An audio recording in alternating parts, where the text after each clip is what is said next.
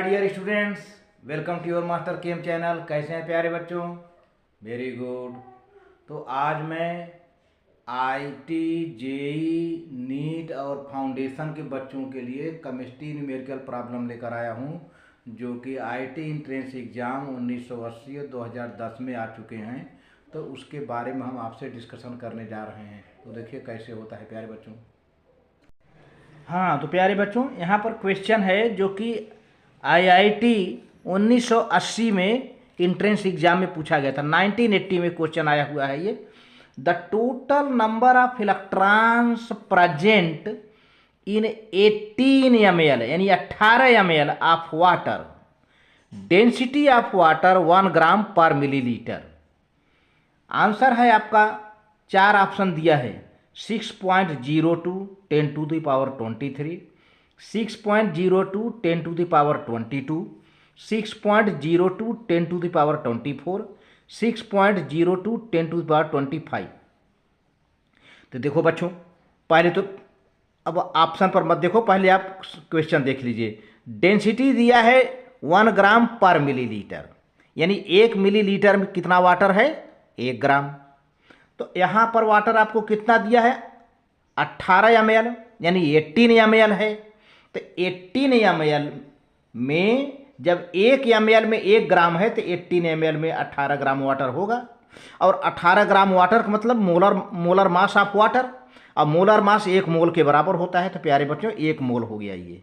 तो 1 मोल में कितने पहले वाटर के मालिक्यूल होंगे? पहले 1 मोल में number of molecule of water निकाल लो प्यारे बच्चों। तो 6.02 10 to the power 23 H2O molecule हो जाएगा।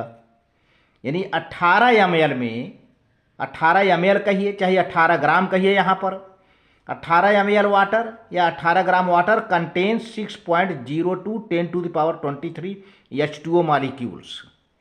लेकिन बात आ रही है इलेक्ट्रॉन की। तो एक मालिक्यूल में प्यारे बच्चों, एक मालिक्यूल में एक मालिक्यूल H2O में कितने इलेक्ट्रॉन होते हैं? हाइड्रोजन में 2 इलेक्ट्रॉन, H2O। एक हाइड्रोजन में 1 इलेक्ट्रॉन, तो 2 हाइड्रोजन में 2 इलेक्ट्रॉन। तो और ऑक्सीजन में 8 इलेक्ट्रॉन, 8 और 2 10। एक मालिक्यूल वाटर कंटेन्स, यानी 1 मालिक्यूल वाटर कंटेन्स 10 इलेक्ट्रॉन। भाई H2O होता है, तो एक हाइड्रोजन में कितना इलेक्ट्रॉन हुआ? 1। तो 2 H2, तो 2 हाइड्रोजन है तो 2 इलेक्ट्रॉन यहाँ हो गया, 2 इलेक्ट्रॉन यहाँ, और एक ऑक्सीजन में 8 इलेक्ट्रॉन, टोटल 10 इलेक्ट्रॉन हो गए प्यारे बच्चों। तो एक मालिक्यूल यानी 1 molecule of water contains 10 electrons. तो कितने मालिक्यूल निकाला है? 6.02 10 टू पावर 23 मालिक्यूल। तो इसी में 10 में मल्टीप्लाई कर दो प्यारे बच्चों, तो आ जाएगा कितना? 6.10 से मल्टीप्लाई कर दिया, 10 इंटू 6.02 10 टू पावर 23 मल्टीप्लाई कर दिया, तो आ गया 6.02 इंटू 10 टू पावर 24। तो इस तरह से आपका जो ऑप्शन है सी सही गया, ये सही है। ठीक है ना? तो इस तरह से क्वेश्चन ये लग गया है। ये आईआईटी 1980 में क्वेश्चन आया हुआ, आईआईटी के एंट्रेंस एग्जामिनेशन में। दूसरा क्वेश्चन है प्यारे बच्चों, M is the molecular weight of KMnO4 potassium permanganate. KMnO4 का मॉलिक्यूलर वेट है, मोलर मास है M. The equivalent weight of KMnO4 when it is converted into K2MnO4 is. आपसे पूछा जा रहा है कि KMnO4 का इक्विवेलेंट कितना होगा जब यह K2MnO4 में कन्वर्ट हो रहा है। ये भी 1980 में आया है, आईआईटी 1980 में क्वेश्चन आया हुआ है ये। तो देखो प्यारे बच्चों, सबसे पहले तो KMnO4 में ऑक्सीडेशन नंबर Mn का निकाल लीजिए। कितना होगा? Mn का 7। आप कैलकुलेट करेंगे तो Mn का 7 ऑक्सीडेशन नंबर आएगा। और K2MnO4 में Mn का 6 ऑक्सीडेशन नंबर आएगा। इस तरह से ऑक्सीडेशन का नंबर का जो डिफरेंस है 1 है, तो जो इक्विवेलेंट वेट है वही मॉलिक्यूलर वेट हो जाएगा। आपसे इक्विवेलेंट वेट पूछा जा रहा है, तो मॉलिक्यूलर वेट दिया गया, तो मॉलिक्यूलर वेट कितना है? m है, तो यही m इक्विवेलेंट वेट भी रहेगा। मतलब आपका ऑप्शन हो गया ए सही। ए सही, आपका ऑप्शन ए सही है।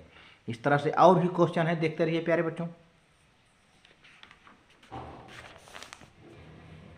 ये IIT 2010 में आया हुआ है एंट्रेंस एग्जामिनेशन में, जो अगला सवाल मैं पढ़ने जा रहा हूँ।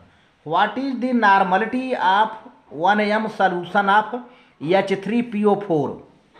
H3PO4। तो प्यारे बच्चों, इसको दो तरीके से लगाया जा सकता है सवाल।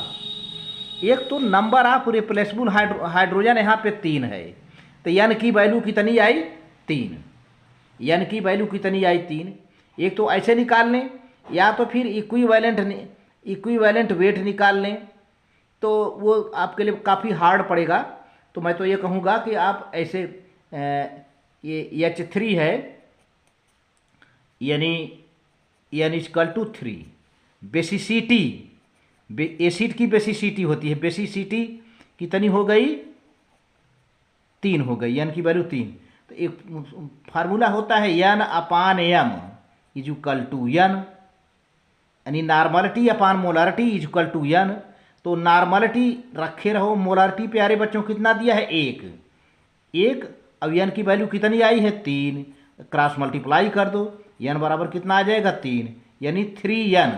आपका आंसर कितना आएगा? 3n।